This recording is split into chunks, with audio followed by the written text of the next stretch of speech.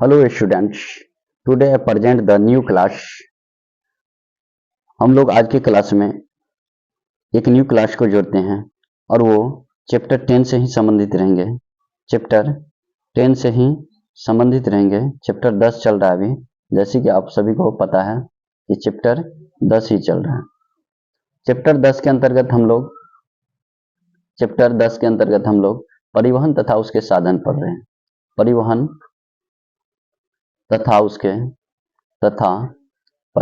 उसके साधन के बारे में स्टडी कर रहे हैं। परिवहन तथा उसके साधन को पढ़ रहे हैं। परिवहन तथा उसके साधन को पढ़ रहे हैं। इसमें हम लोग परिवहन को टाइप को अलग अलग पार्ट्सों में बांट के देखे थे। जैसे परिवहन जो है वो 3 प्रकार में बांटे हुए थे। परिवहन को 3 प्रकार में बांटे हुए थे। पहला स्थल परिवहन, सेकेंड जल परिवहन और फोर्थ वायु परिवहन। इसके अलावा एक और था पाइपलाइन परिवहन। अन्य परिवहन में पाइपलाइन, अगर नॉर्मली तौर पे पूछे तो 4 प्रकार पाइपलाइन परिवहन भी जोड़ देना है, लेकिन जनरली अगर मुख्य रूप से पूछे तो 3 प्रकार के, स्थल परिवहन, जल परिवहन और वायु परिवहन। तो आइए आज की क्लास में हम लोग वायु परिवहन को विस्तार से देखते हैं। वायु परिवहन, यहाँ पर आप देख सकते हैं वायु परिवहन। तो वायु परिवहन एक स्थान से दूसरे स्थान तक आवागमन को क्या करता है? तीव्रतम साधन है। अगर आपसे पूछ दिया जाए कि परिवहन का सबसे तीव्रतम साधन कौन सा है, क्या वो स्थल परिवहन है, जल परिवहन है, वायु परिवहन है या फिर पाइपलाइन परिवहन? तो ध्यान रखना, परिवहन का सबसे तीव्रतम जो साधन है वो वायु परिवहन आ जाएगा। इसने यात्रा समय को घटाकर दूरियों को कम कर दिया है।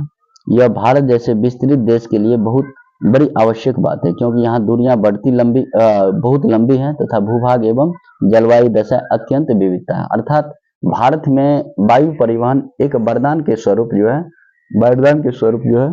परिपूर्ण हो पाए हैं, जिसमें भारत के जलवायु क्षेत्र को या भारत के स्थलीय भौतिक क्षेत्र को 5 भूभागों में बांटा गया है। पहला जो है जैसे उत्तर का पर्वतीय प्रदेश, दूसरा पठार, तीसरा तटीय मैदान, चौथा मरुस्थल और 5वां जो है द्वीप समूह। इस सब में जो है वायु परिवहन का काफी आवश्यकता हो जाता है। भारत में वायु परिवहन का सबसे पहले शुरुआत जो है 1911 ईस्वी में हुआ, जब इलाहाबाद से नैनी तक 10 किलोमीटर की दूरी हेतु वायु डाक का प्रचलन किया गया। इसके अलावा भारत में वायु परिवहन का प्रबंधन कौन करता है? एयर इंडिया करता है। उसके बाद अब अनेक निजी कंपनियों ने भी यात्रा सेवाएं शुरू कर दी। निजी कंपनी के अंतर्गत जैसे एयर इंडिया यात्रियों तथा नौभार, ये दोनों के लिए जो है ये अंतर्राष्ट्रीय वायु सेवाएं जो है उपलब्ध कराती है। यह अपनी सेवाओं द्वारा विश्व के सभी महाद्वीपों को जोड़ता है। कुछ निजी कंपनियों ने अंतर्राष्ट्रीय सेवाएं शुरू कर दी। जैसे एयर इंडिया की बात करें तो मान लीजिए अगर इंडिया भारतीय महाद्वीप से एशिया से हमको जो अफ्रीका जाना है तो हम लोग वायु परिवहन का यूज आराम से कर सकते हैं, और ये सेवा जो देता है ये एयर इंडिया उपलब्ध करवाता है। एयर इंडिया ये सेवा उपलब्ध कराता है। उसके बाद हम लोग नेक्स्ट पेज में देखेंगे। यहाँ पर जो है वायु परिवहन के बाद हम लोग गैस एवं पाइपलाइन को देखेंगे।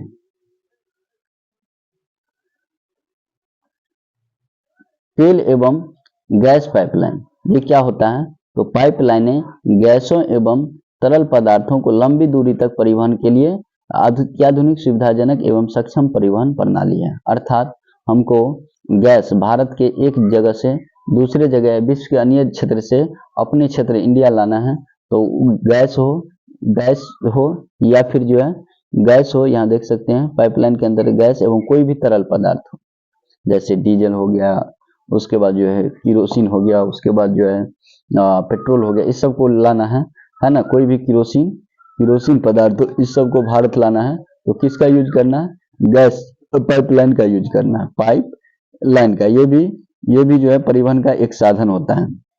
पेट्रोलियम एवं प्राकृतिक गैस मंत्रालय के प्रशासन के अधीन स्थापित ऑयल इंडिया लिमिटेड, जिसको OIL के नाम से जाना जाता है, कच्चे तेल एवं प्राकृतिक गैस के अन्वेषण, उत्पादन और परिवहन में संलग्न है। 1959 में एक कंपनी के रूप में निर्गमन किया गया था। एशिया की पहली 1157 किलोमीटर की जो है सबसे लंबी देश पारीय पाइपलाइन जो है असम के नहरकटिया तेल क्षेत्र में स्थापित किया गया।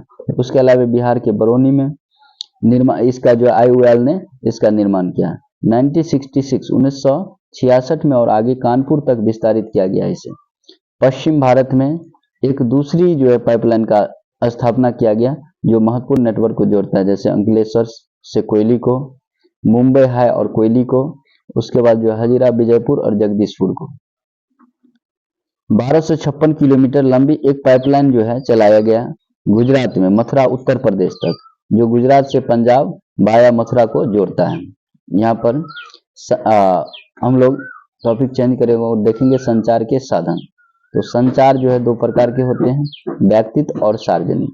व्यक्तिगत संचार के अंतर्गत दूरभाष मतलब टेलीफोन, तार मतलब टेलीग्राम, फैक्स, ईमेल, इंटरनेट, ये सब का जगह आजकल तो वैसे मोबाइल फोन या फिर कंप्यूटर लैपटॉप ले लिया है ना। उसके बाद जो है सार्वजनिक में जैसे रेडियो, टेलीविजन, सिनेमा, उपग्रह, समाचार पत्र, पत्रिकाएं व पुस्तकें, जनसभाएं और गोष्ठियां एवं सम्मेलन, ये सब जो है किसमें संचार के सार्वजनिक साधन के जो है सार्वजनिक साधन में सम्मिलित होंगे। अगर आपसे पूछ दिया जाए कि रेडियो परिवहन का कौन सा साधन है, तो ध्यान रखना परिवहन का सार्वजनिक साधन है।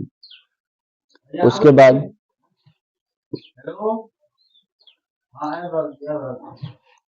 नेक्स्ट पेज, नेक्स्ट पेज पे देखिए,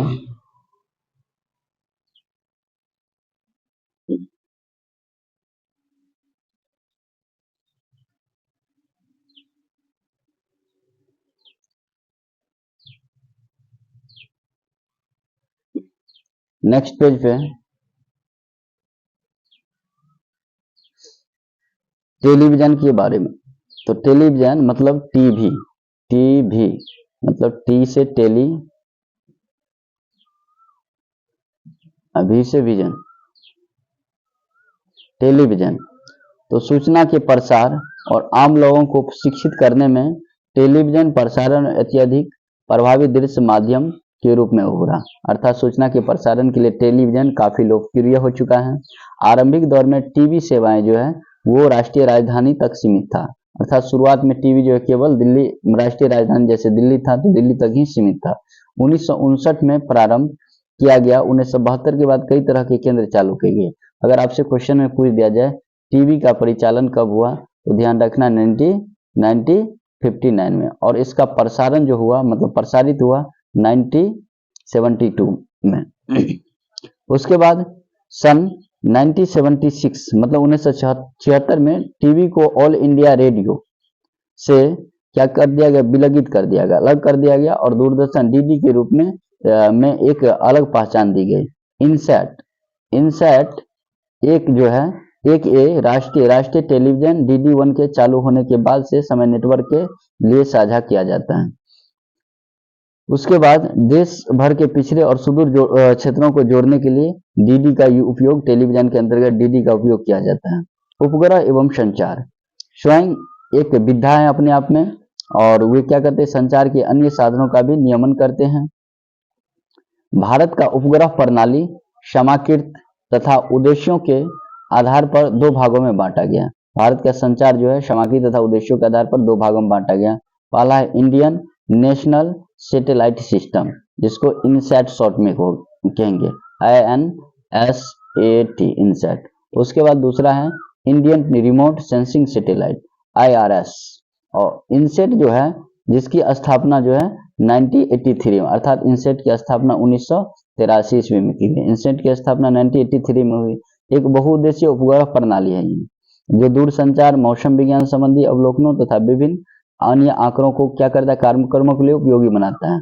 1988 में रूस के बैकाउर से IRS एक के प्रक्षेपण के लिए आरंभ की गई थी। इसमें अब कुछ क्वेश्चन आंसर दी गई है, उस क्वेश्चन आंसर को आप लोग जो है करने का कोशिश कीजिएगा।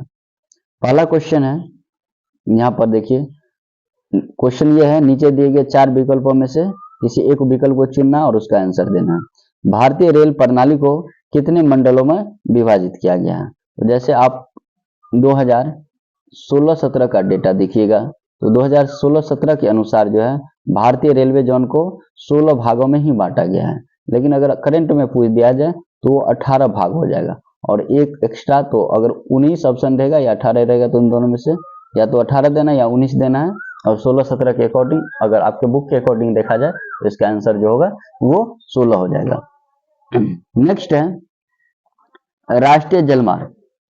राष्ट्रीय जलमार्ग संख्या 1 किस नदी पर किन स्थानों के बीच जोड़ता है? राष्ट्रीय जलमार्ग संख्या 1, अगर हम राष्ट्रीय जलमार्ग संख्या राष्ट्रीय जलमार्ग संख्या 1 की बात करें, राष्ट्रीय जलमार्ग संख्या 1 की बात करें तो वो गंगा नदी पर है। कहां पर है? गंगा नदी पर। उसकी अगर आपको लंबाई पूछ दिया जाए 1620 किलोमीटर। कहां से कहां तक है? तो इलाहाबाद से, उत्तर प्रदेश के इलाहाबाद से हल्दिया तक है। और किस नदी पर? गंगा नदी। तो यहाँ देखिए ब्रह्मपुत्र नदी, गंगा नदी, उसके बाद पश्चिमी तटनार, इसका जो है नदी से भी पकड़ सकते हैं, इलाहाबाद से हल्दिया तक या हल्दिया से इलाहाबाद तक, तो इसका आंसर हो जाएगा। अगर हम ब्रह्मपुत्र नदी पर सदिया से धुबरी की बात करें तो इसमें नेशनल वाटरवेज NW1 मतलब नेशनल वाटरवेज 1 को जो है विस्थापित करेंगे, मतलब सॉरी 2, यहाँ पर जो है नेशनल वाटरवेज 2 जो है ब्रह्मपुत्र नदी पर सदिया से धुबरी तक है और गंगा नदी पर नेशनल वाटरवेज 1 राष्ट्रीय जलमार्ग संख्या 1 है।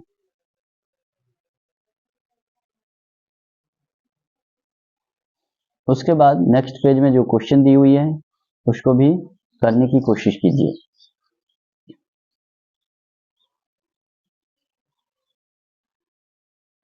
नेक्स्ट क्वेश्चन है, निम्नलिखित में से किस वर्ष पहला रेडियो कार्यक्रम प्रसारित किया गया? क्या वो 1911 है, या 1927 है, या 1936 है, या फिर 1927 है? तो बारी बारी से सब क्वेश्चन का ऑप्शन मतलब जो क्रिएट करेंगे। देखिए यहाँ पर जो 1911 की बात करें तो यहाँ पर जो है भारत की राजधानी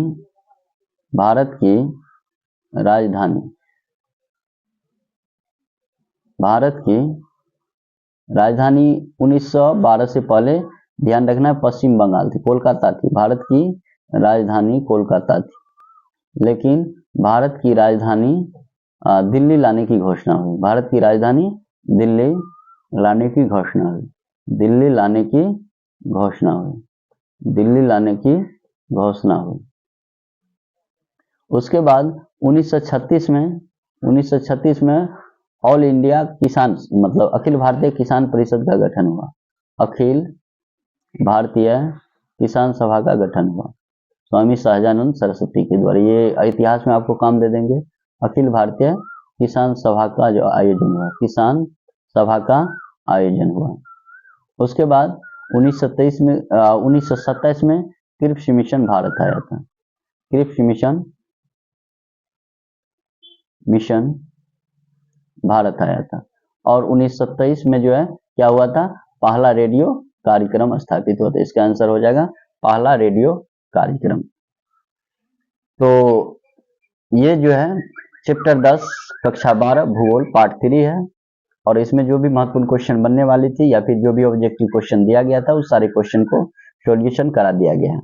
आप लोग इस चैप्टर पर आधारित अगर और भी क्वेश्चन चाहते हैं और भी ऑब्जेक्टिव टाइप क्वेश्चन, तो आप लोगों को निश्चित तौर पे जो विगत वर्षों में पूछा गया क्वेश्चन है वो करवाया जाएगा और जिसको जो है जिनको जो है अगर क्लास अच्छा लगेगा तो वो निश्चित तौर पे क्लास को लाइक कर दीजिएगा और कमेंट के माध्यम से ये बता दीजिएगा, तो मैं अगले वीडियो में जो है इससे संबंधित जो भी ऑब्जेक्टिव टाइप क्वेश्चन होगा वो सब क्वेश्चन जो है करवा देंगे।